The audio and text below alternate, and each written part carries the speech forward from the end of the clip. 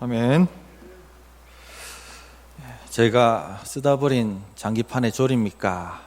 작년 조드로라는 드라마가 유행을 했었죠. 그 조드로가 자신을 이용하고 버린 지검장을 향해서 일갈했던 대사입니다. 타락한 인간관계가 어떠한지 하는 것을 잘 보여주는 대사라 할 수 있겠습니다. 하나님은 우리를 창조하셨습니다. 우리라는 공동체를 창조했지만 타락한 인간은 너는 나를 위해서 사용되어지는 졸이다 이렇게 바라봅니다. 그래서 인간관계가 이용관계, 이해관계로 전락을 해버렸습니다. 하나님은 우리 파괴된 우리 관계를 회복시키시는 프로젝트를 지금 진행하고 계십니다. 예수님께서 하나님과 너와 나 사이에 모든 막혀있던 죄의 문제, 막혀있던 담을 그의 피로 해결해 놓으셨습니다. 우리를 회복하시는 것입니다. 이 우리 회복 프로젝트가 바로 교회입니다. 이 교회 비전입니다. 그래서 하나님이 말씀하신 대로 창세기 1장 26절에 보면 우리가 우리 형상을 따라 우리 모양대로 우리가 사람을 만들고 했던 그 우리를 지금 회복시켜 가시는 것입니다. 그런데 교회 오시면 모두 천사 같은 사람들만 있을 것 같은데 조금 신앙생활 하다 보면 실망이 오죠. 갈등이 옵니다. 왜 그렇습니까? 천사 같을 줄 알았는데 세상의 모습들이 서로에게 보여지기 때문에 그렇습니다. 그래서 실망하고 갈등하고 합니다. 어떤 동화책에 보면 거지로 살다가 왕자의 신분으로 갑자기 변한 이야기가 나옵니다. 왕자의 신분으로 갑자기 변했다고 바로 왕자처럼 행동할 수 있느냐 하면 그렇게 행동 못합니다. 왜? 거지의 습성이 나타나기 때문에 그렇습니다. 그래서 내가 왕자구나 하는 신분에 대한 의식 변화가 있어야 되고 또한 그 의식에 걸맞는 왕의 법도를 교육받고 배워야지 왕의 모습이 나타나는 것입니다. 왕자의 삶이 나타나는 것입니다. 이걸 기독교적으로 말하면 성화입니다. 거룩해져 가는 것이죠. 우리 안에 이 거지의 옛 습성이 남아 있습니다. 지난주에 의식을 바꿔야 된다. 우리가 낮의 자녀이고 빛의 아들로 신분이 바뀌었다. 그러므로 의식을 바꿔야 된다 얘기를 했지만 계속해서 우리는 옛 거지의 정체성으로 돌아갑니다. 그렇기 때문에 지속적으로 의식을 바꿀 뿐만 아니라 왕의 법도를 교육받고 실천해 가야 되는 것입니다. 지난주 설교하면서 이 바뀐 의식에 맞게 말하고 행동하고 또 서로를 향해서 그렇게 격려해 가야지 교회가 세워진다 이런 말씀을 나누었습니다. 오늘은 더 구체적인 방법에 대한 얘기를 오늘 말씀이 해주고 있습니다. 첫째는 리더를 존중하라는 것입니다. 강해 설교의 장점이 뭐냐면 평소에 다루지 않는 주제도 다루고 넘어간다는 겁니다. 본문을 계속 연결해가지고 설교를 하기 때문에 리더를 존중하라. 제가 이 주제를 가지고 설교하기에는 좀 낯간지러운 이야기가 될 수 있죠. 그런데 이 강해 설교는 이런 게 장점이 있습니다. 리더를 존중하라. 무슨 말이냐면 목사와 목회자와 장로와 그 외 직분을 존중하라는 얘기입니다. 오늘 말씀을 한번 보시기 바랍니다. 12절, 13절 보시면 형제들아 우리가 너희에게 구하노니 너희 가운데서 수고하고 주 안에서 너희를 다스리며 권하는 자들을 너희가 알고 그들의 역사로 말미암아 사랑 안에서 가장 귀히 여기며 너희끼리 화목하라 이렇게 되어 있죠. 수고하고 다스린다 이 말이 영적으로 돌보며 영적으로 치리한다 이 말이거든요. 그리고 권한다 이 말은 말씀을 가르친다 말씀으로 책망한다 이 말입니다. 데살로니가 교회에 이런 사람들이 1차적으로 목회자들입니다. 또한 권하는 사역은 하지 않지만 수고하고 다스리는 사역을 하는 장로들입니다. 그래서 1차적으로는 목회자와 장로들의 권위를 존중하라. 그들을 알아주고 사랑하고 귀히 여기며 서로 화목하라. 분쟁하지 말라. 이렇게 말씀하고 있는 것입니다. 물론 이 직분에 걸맞는 수고와 다스림의 사역을 또 권하는 사역을 헌신적으로 하면 존중만이 아니라 존경함을 받겠지요. 그런데 이 리더들이 다 부족한 사람들입니다. 그러다 보니까 어떨 때는 존경할 거리가 없을 수도 있습니다. 그러나 하나님이 세우신 직분이기 때문에 존중을 해야 한다는 것입니다. 하나님이 세우신 직분이기 때문에 존중을 해야 한다는 것입니다. 데살로니가 교회를 세운 분이 누구십니까?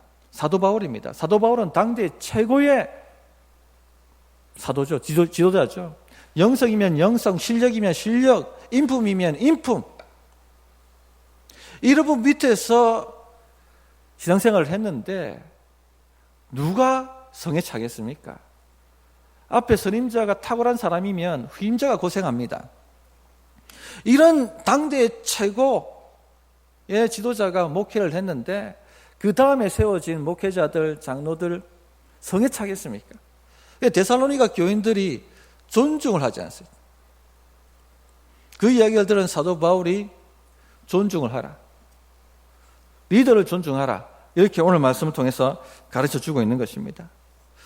만일 제가 다른 교회 목사님들과 얘기를 하는데 우리 교회 직분자들에 대해서 흠을 잡고 욕을 한다면 제 기분이 어떻겠습니까? 제 기분이 어떨 것 같습니까? 한 번은 제가 훈련하고 세운 목자들을 제 앞에서 비난하고 흠을 잡는 경험을 한 적이 있었습니다. 굉장히 기분이 나빴습니다. 저를 존중하지 않고 있다는 기분이 들었습니다. 제가 무시당하고 있다는 기분이 들었습니다. 하물며 하나님께서 세우신 직분자들을 하나님의 백성이 존중하지 않는다면 하나님 마음이 어떠시겠습니까? 하나님의 권위가 존중받지 못하고 있다라고 아마 느끼실 것입니다. 사실 우리 DNA 안에 권위를 거역하고 무시하려는 마음이 있습니다. 우리 조상 아담과 하와가 하나님의 권위를 무시했습니다. 그것이 죄죠. 거역했습니다. 그 죄의 습성이 우리 안에 다 들어가 있습니다. 그러니까 권위를 가진 사람은 권위 아래 있는 사람들이 도전하지 못하도록 누르려고 하고 또 권위 아래 있는 사람들은 그 권위를 무시하려고 하고 이런 충돌이 일어난다는 겁니다. 제 후배 목사님 한 분이 교사들이 존중을 안 해주니까 어디 목사에게 누르려고 하고 그러니까 더욱더 교사들은 존중하지 않고 사역이 안 되더라고요. 이런 일들이 교회 안에서 일어난다는 겁니다. 모두 천사만 있을 것 같은데 이런 일들이 교회 안에서 일어난다는 겁니다. 죄의 습성 때문에 그렇습니다. 제가 30대 초반에는 좀 혈기가 왕성했습니다. 그래서 아니다 싶으면 받아버렸습니다. 전도사 시절에 장립집사님 한 분이 전화가 걸려왔습니다. 주보에 오타가 많다고 정신 차리라고 막 화를 내면서 뭐라 하는 겁니다. 좋게 존중해서 얘기하면은 좋지요.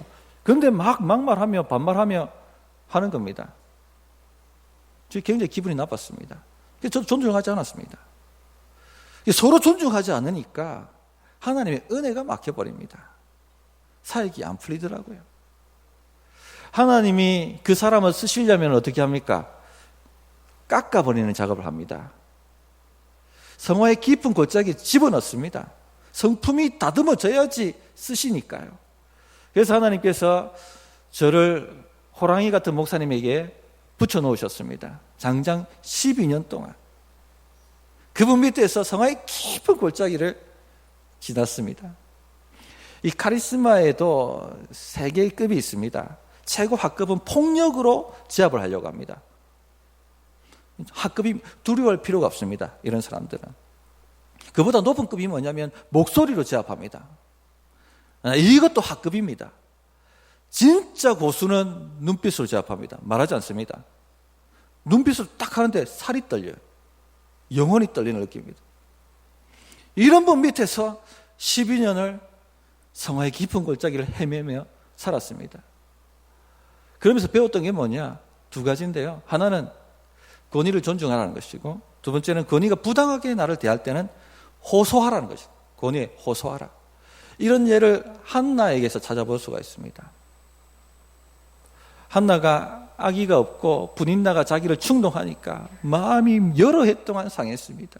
하나님, 왜 제게는 아들을 주시지 않습니까? 성전에 올라가서 마음을 토로하며 간절히 기도하죠. 그런데 마음은 간절한데 너무 간절하니까 입 밖으로 소리가 나지 않는 거예요. 입만 다삭다삭하고. 그때 대제사장이 누군지 아십니까? 엘리입니다. 엘리는 비둔하고 영안이 어둡고 자식 교육 잘못 시켜가지고 여호와의 제사를 완전히 망쳐버리는, 하나님을 모욕하게 하는, 그래서 백성들로부터 원성이 자자한 그런 지도자였습니다. 지금 성도는 가슴이 타들어가서 속에 간절한 기도 제목을 가지고 울며 불며 눈물을 흘리며 입술을 달싹거리고 있는데, 이 영안이 어두운 엘리가 뭐라고 하는 줄 아십니까? 언제까지 술 취해 있겠느냐? 포도주를 끊어라. 대못을 박는 거죠. 얼마나 상처를 받았겠습니까? 성깔 좀 있으신 분은 어떻게 반응합니까? 상을 뒤집어 엎습니다. 어떤 목사님이 좀 상처되는 말 했다고 하면 성깔 있는 한 분이 완전히 교회를 뒤집어 엎었습니다. 지금까지 했던 모든 헌금 다 내놓으라고. 우리 교인들은 그런 분 없으실 줄 믿습니다. 그런데 한나가 어떻게 대응하는지 아십니까? 오늘 제가 설교 요약지에 사무엘상 1장 15절부터 16절을 기록했습니다. 한번 같이 보겠습니다. 한나가 대답하여 이르되 내 주여 그렇지 아니하니이다. 나는 마음이 슬픈 여자라 포도주나 독주를 마신 것이 아니요 여호와 앞에 내 심정을 통한 것뿐이오니 당신의 요정을 악한 여자로 여기지 마옵소서. 내가 지금까지 말한 것은 나의 원통함과 격분됨이 많기 때문이다 하는지라. 내 주여, 당신의 요정을, 엘리의 인격 때문이 아니라 엘리의 직분 때문에, 하나님이 세우신 지도자라는 그 직분 때문에, 하나님의 권위 때문에 그가 존중하는 겁니다. 내 주여, 당신의 요정을 악한 여자로 여기지 마옵소서. 박근혜 대통령이 탄핵 심판을 받고 있습니다. 젊은이들은 존경을 하지 않습니다. 그러나 존경하지 않을지라도 그 직분 때문에 존중은 해야 되는 겁니다. 존중은. 함부로 욕하면 안 되는 거죠. 이 또 다른 하나의 반응이 호소입니다. 엘리는 자신의 권위를 가지고 한나를 부당하게 대합니다. 술을 끊어라. 언제까지 술 취해 있겠느냐? 여기에 한나는 호소합니다. 우리가 권위로부터 부당한 대우를 당할 때는요, 거역하고 무시하는 것이 아니라 호소해야 되는 것입니다. 그것이 권위를 존중하면서 하는 반응입니다. 이처럼 한나는 자신을 모욕한 대제사장을 크게 존중합니다. 하나님이 이것을 귀하게 보십니다. 그럼 어떤 역사가 나타납니까? 이 엘리의 입술을 통해서 한나의 오랜 수건이었던 기도 제목이 응답을 받습니다. 이 권위를 순종하고 존중하는 테스트를 통과한 후에야 하나님이 그에게 아들을 주신 것입니다. 하나님의 세우신 권위를 존중하십시오. 하나님이 귀하게 보십니다. 그리고 반드시 보상하십니다. 물론 직분자들이 내가 목사인데, 내가 장로인데 어디 함부로 이렇게 하시면 안 되는 거죠. 끝난 겁니다. 그러면 자신의 직분에 합당하게 최선을 다해서 섬기고 다스리면, 주장한 자세가 아니라 섬기면 존중과 존경을 받게 되어 있습니다. 우리 교회는 그런 교회인 줄 믿습니다. 아멘이십니까? 그래서 목사와 장로는 성도들을 섬기고, 성도들은 목사와 장로를 존중하고 존경하고, 그런 아름다운 교회, 품격 있는 교회, 품격 있는 목사, 품격 있는 장로, 품격 있는 성도, 그런 교회 만들어 가는 것입니다. 할렐루야. 두 번째, 책망과 격려와 붙들어 줌으로 또 인내함으로 서로를 세우라 라고 말씀하십니다. 14절 한번 보시면 또 형제들아 너희를 권면하노니 게으른 자들을 권계하며 마음이 약한 자들을 격려하고 힘이 없는 자들을 붙들어주며 모든 사람에게 오래 참으라 이렇게 말씀합니다. 세워줘야 될 세 부류가 있는데 게으른 자가 있고 또 마음이 약한 자가 있고 또 힘이 없는 자, 믿음에 힘이 없는 자가 있습니다. 게으른 자들은 책망을 해야 됩니다. 권계해라 이 말이 책망하라는 얘기입니다. 도전하고 책망하라. 이런 사람을 격려하면 안 됩니다. 책망하고 도전해줘야 됩니다. 이 게으르단 말이 원어적으로 무슨 의미냐면 대열을 이탈했다는 것입니다. 군대 용어입니다. 모든 군사들이 자신의 자리를 지키고 치열하게 자신의 임무를 수행하며 싸움을 하고 있는데 대열을 이탈해서 섬김을 평가하고 싸움을 평가하고 움직이지 않는 것입니다. 이것을 게으르다고 하는 것입니다. 한 번은 심하게 귀신 들렸던 자매를 축기하고 난 이후에 회복시키기 위해서 영적 케어가 필요해서 목자님들이 그 목자가 자기 집에 데려다가 밥해 먹이고 또 기도해주고 상담해주고 이렇게 섬겼던 적이 있습니다. 그러면 빨리 추스리고 일어나야 되지 않습니까? 근데 너무 그 성님이 좋은 거예요. 이런 사랑을 받아본 적이 없어요. 한 2주 지났는데 목자님 전화가 왔습니다. 삶의 균형이 무너졌고 너무 지치고 힘들어서 견딜 수가 없으니까 목사님 좀 도와주십시오. 이 자매가 너무 이 성김 받는 게 좋으니까 밥맛이 없다. 좀 꼬들밥을 해와라. 반찬이 이게 뭐냐? 가지수가 적다. 고기가 좀 먹고 싶다. 막 이 얘기를 하고 있는 겁니다. 좀 기대에 못 미치는 섬김을 하면 목차가 영혼을 섬겨야지 영혼을 제대로 못 섬기면 되냐고 죄책감을 심어주고 2주 동안 노예처럼 그래 섬겼는데 일어날 생각은 안 하고 더 섬기라고 얘기를 하더라는 겁니다. 그 얘기를 듣자 너무 열받았어요. 당장 달려가가지고 뭐 하는 짓이냐고 네가 지금. 네 발로 일어서고 걸어놔야지. 지금 언제까지 그렇게 누워 앉아 있을 거냐고. 이 귀신 들리는 게 대수냐고. 자랑이냐고. 당장 일어나라고 옷 입고. 그리고 차디찬 그 자매 방으로 집어넣었습니다. 여기서 죽든지 살아나든지 네가 해야 될 일이니까 일어서라고. 그런 식으로 회복을 시켰습니다. 게으른 자들은 책망해야 됩니다. 우리 성도님 한 분 한 분이 우리 교회의 선물들입니다. 하나님이 교회에 세우라고 보내주신 선물들이에요. 그래서 성경에 보면은 모든 각 사람들은 지체라고 얘기하고 그들에게는 하나님의 은사를 주셨다고 말합니다. 은사는 교회 섬기라고 주신 하나님의 초자연적인 능력을 말합니다. 그런데 자신의 은사를 가지고 교회를 섬기지는 않고 섬김을 평가하는 것, 교회가 어떻다고 말하는 것, 게으른 것입니다. 책망이 필요합니다. 어떤 분들은 교회 마당이 지저분하면 말없이 치웁니다. 어떤 분들은 뭐라고 얘기합니까? 교회가 더럽다고 얘기합니다. 사방팔방으로 나발봅니다. 어떤 분들은 교회가 이런 사역을 했으면 좋겠다고 의견 제안을 합니다. 그리고 자신이 몸소 헌신합니다. 그런데 어떤 분들은 뭐라고 얘기합니까? 교회가 이런 일을 했으면 좋겠다고 얘기합니다. 그러면서 말만 하고는 왜 이렇게 하지 않느냐고 비방만 합니다. 말만 만듭니다. 게으른 것입니다. 우리 교회는 이제부터 문화를 이렇게 만들어 가는 겁니다. 게으른 사람들은 책망하십시오. 도전하십시오. 자신의 은사를 가지고 섬기라고 말해줘야 됩니다. 말만 하는 사람이 생기지 않도록, 섬김을 평가하고 있는 사람들이 생기지 않도록, 자신의 은사를 가지고 같이 싸우는 사람들이 많아지도록 그런 교회가 되어가야 하겠습니다. 둘째는 마음이 약한 자들을 격려하라고 했습니다. 마음이 약한 자들은 책망하면 죽습니다. 격려를 해야 됩니다. 이런 분들은 원래 심신이 약한 사람들입니다. 걱정이 많아요. 그냥 사서 걱정을 합니다. 아이고 이거 섬김을 좀 하고 싶은데, 봉사를 하고 싶은데 사람들이 어떻게 생각할까?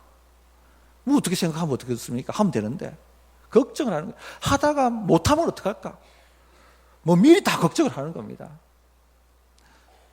또 막상 헌신하고 봉사를 시작했다가도 조금만 어려움이 생기면은 나는 자격이 없다, 나는 못하겠다 하고 신앙을 생활을 혹은 봉사 생활을 멈추고 주저앉으려고 합니다. 이런 분들은 책망하면은 바로 죽여버리는 겁니다. 꺼져가는 심지를 후 불어 끄는 것이고 상한 갈대를 확 하고 꺾어버리는 것입니다. 이런 분들은 격려해 줘야 됩니다. 격려. 하나님 안에서 어떤 신물이 되었는지 믿음의 말로 격려해 주고 만날 때마다 성령께서 교회를 세우시는 탁월한 도구가 격려입니다. 격려하라. 그래서 이런 분들한테는 격려를 해 주십시오. 한 번은 제가 격려가 필요한 분에게 너는 그래서 안 돼 라고 얘기했다가 죽는 줄 알았습니다. 영혼이 흔들리는 걸 느꼈습니다. 팍 주저앉아 버리더라고요. 격려가 필요한 사람에게 격려를 해주고 힘이 약한 자들을 붙들어주라. 힘이 약하다는, 믿음의 힘이 약하다는 사람인데 이 붙들다는 말도 군대 용어입니다. 부축하고 가라는 얘기입니다. 치열하게 영적 전쟁하고 싸우다가 상처받은 거죠. 이런 분들은 혼자 내버려 두면 죄에 빠지든지 아니면은 어떻게 될 가능성이 있는 사람들입니다. 이런 분들은 탁 옆에 붙어가 붙들어 주라는 겁니다. 혼자 싸우는 거 아니야. 너 버려두고 가지 않아. 내가 함께 가고 있어. 하고 데리고 가는 것입니다.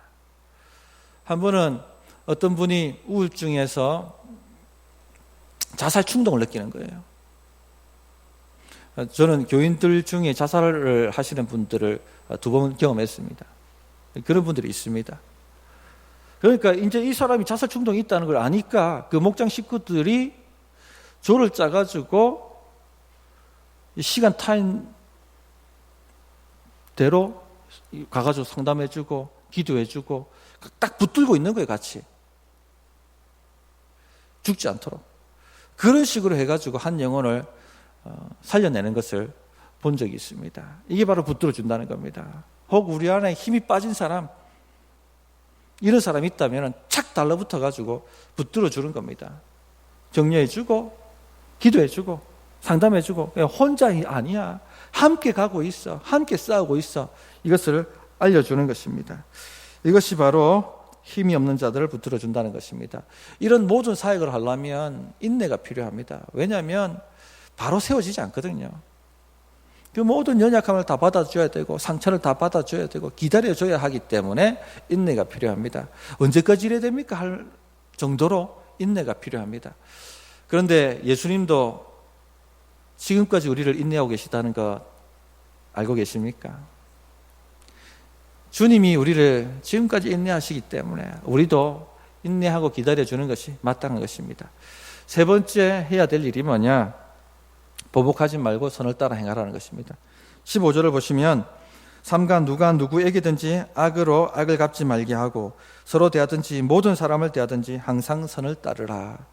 악으로 악을 갚지 말게 하고 누군가 우리에게 악하게 했을 때 보복하지 말라는 것입니다. 2가지 방향에서 옵니다. 모든 사람을 대하든지 외부에서 옵니다. 데살로니가 교인들은 박해를 받았죠. 외부에서 교회를 악하게 공격해 옵니다. 여기에 대해서도 보복하지 말라고 얘기합니다. 또 내부에서 옵니다. 서로를 대하든지 내 형제 자매가 나를 악하게 만듭니다. 한 번은 제가요 오해를 받을 때가 있었습니다. 뻔히 제가 오해받고 있다는 사실을 아는 동료가 이 기회를 통해서 자신이 높아지려고 비방하고 모함하고 공격하는 것을 경험한 적이 있습니다. 사람이 진짜 악하다는 것을, 이 죄의 본성이 정말 악하다는 것을 그때 경험을 했습니다. 그런 경험하면 어떻습니까? 밟아주고 싶어요. 그래 한번 보자. 니는 어떻게 잘 되나 한번 보자. 니 흠 생기면 내가 완전히 발붙이지 못하도록 내가 만들어주겠다. 이 마음이 막 올라오는 거예요. 이게. 그러면 다 올라오시죠? 저만 인간 아니죠? 다 올라오실 거예요. 보복하지 말아야 됩니다. 보복하지 말아야 됩니다.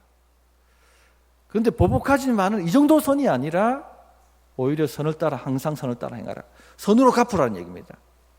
선으로 갚아줘라. 이것이 바로 예수 믿는 사람의 파워입니다. 가장 강력한 예수님에 대한 증거입니다.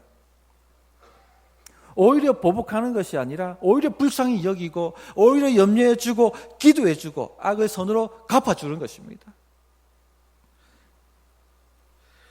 우리가 만약에 악의를 가지고 보복한다면요, 하나님이 온 우주 만물의 재판장 되신다는 것을 믿지 않는 거죠. 하나님 자리에 앉아서 우리가 재판하려고 하는 거죠.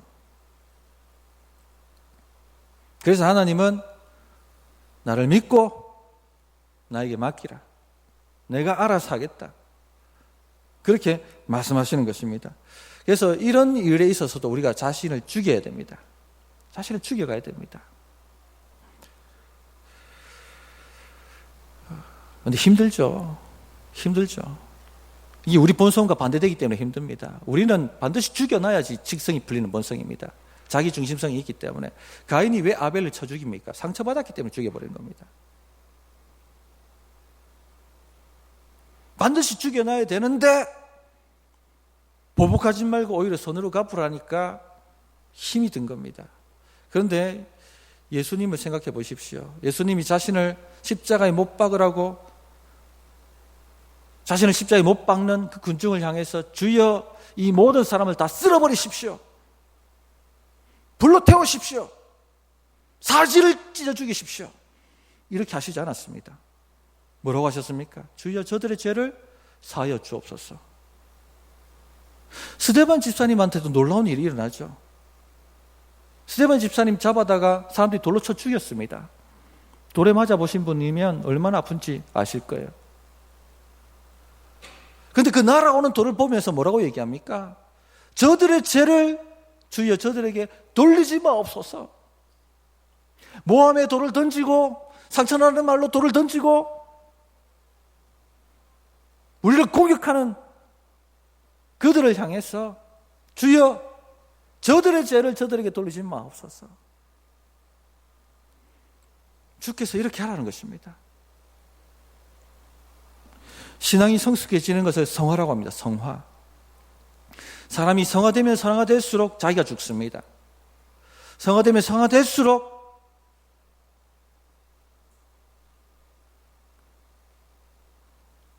우리 주변에요, 악한 사람들이 많습니다. 얼마나 상처 주고 우리를 괴롭게 하는 사람들이 널려 있는지 모르겠습니다. 근데 성화되면 성화될수록 이런 사람들이 줄어듭니다. 사라집니다. 실제 이 사람들이 사라졌기 때문에, 줄어들었기 때문에 사라지는 것이 아니라 성화되면 성화될수록 이 마음이 넓어져가지고 다 받아주는 겁니다. 오히려 기도해 주는 겁니다. 이거 얼마나 자신이 얼마나 죄인인지 모르니까 저래 하지. 자신이 얼마나 은혜 받은 사람인지 모르니까 저렇게 하지. 아이고 하나님 불쌍히 여겨주십시오. 얼마나 자기 발등을 찍고 있습니까? 하나님 불쌍히 여겨주십시오. 이렇게 기도가 되는 겁니다. 우리 성도님들 상처 많이 받으시는 분들이 있죠. 상처 많이 받으시는 분들은 하나님 지금 말씀하고 계신 거예요. 마음을 넓히라고, 성화되라고 말하고 있는 것입니다. 누가 무슨 말을 하든지 간에 모두 받아낼 수 있는 끝까지 가야 되는 겁니다. 나에게 돌을 던지다 할지라도 저들의 죄를 저들에게 돌리지 마십시오라고 말하는 단계까지 우리가 성화되어 가는 겁니다. 제가 전에도 말씀드렸지만 목사가 성도들 미워하면 목회 끝나버린 겁니다. 직분자들이, 장로님이, 장기집사님들이, 권사님들이 성도 미워하면 직분 끝나버린 겁니다. 하나님 미워하지 않게 해주십시오. 저라고 뚜껑 안 열리겠습니까? 저라고 밉지 않겠습니까? 그냥 싸우는 겁니다. 우리 성도님들 이겨주십시오. 본인과 교회를 위해서 이 싸움에서 이겨주십시오. 그래야 교회가 교회다워지고, 그래야 교회가 세상을 향해 예수님을 강력하게 증거할 수 있습니다. 니나 내나 똑같은데 누가 교회의 말을 듣겠습니까? 교인들 다르다는 걸 보여줘야 되는 겁니다. 품격 있는 교회, 품격 있는 장로, 품격 있는 목사, 품격 있는 집사, 품격 있는 성도, 그 교회에 있다는 걸 보여줘야 되는 겁니다. 이 경산 땅에 이런 교회가 있다는 것 한번 증거하고 우리가 가야 하지 않겠습니까?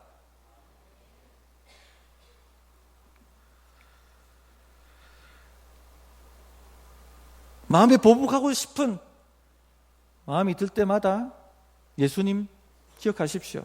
예수님은 우리의 악을 악으로 갚지 않으셨습니다. 오히려 악을 선으로 갚아주셨죠. 죄를 용서해 주시고 오히려 자녀 삼아 주셨습니다. 오히려 대신 모함당하시고 대신 배신당하시고 대신 십자가에 박혀 주셨고, 그 예수님 생각하면 우리 예수님 따라가는 제자들 아닙니까? 모든 것 다 내려놓고 주님 따라갈 수 있을 자신 있으니까, 그런 믿으니까 세례받았지 않습니까? 주님이 그 길을 걸어가셨다면 우리가 주님보다 높아져야 되겠습니까? 우리도 보복하지 말고 오히려 선으로 갚아주는 삶을 살아가야 되는 것입니다. 말씀 정리하겠습니다. 우리가 하나님 자녀 되었다는 이 의식 계속해서 지켜가십시오. 그렇게 생각하고 그렇게 말하고 행동해 가야 됩니다. 구체적으로 리더를 존중하십시오. 하나님이 세우신 직분이기 때문에 그렇습니다. 두 번째, 게으른 자들 책망하고 마음 약한 자들 격려해주고 힘없는 사람들 붙들어주고 모든 사람을 대하여 인내하는, 기다려주는 삶을 살아갑시다. 셋째, 악을 악으로 갚지 말고 오히려 선으로 갚아주십시다. 그런 품격 있는 교회, 품격 있는 성도, 품격 있는 언행 되는 교회 해가 봅시다. 우리 교회가 이미 그런 교회가 되어 가고 있는 줄 믿습니다. 오늘 주신 말씀 어떻게 반응해야 될지 1분간 기도하는 시간 가지겠습니다.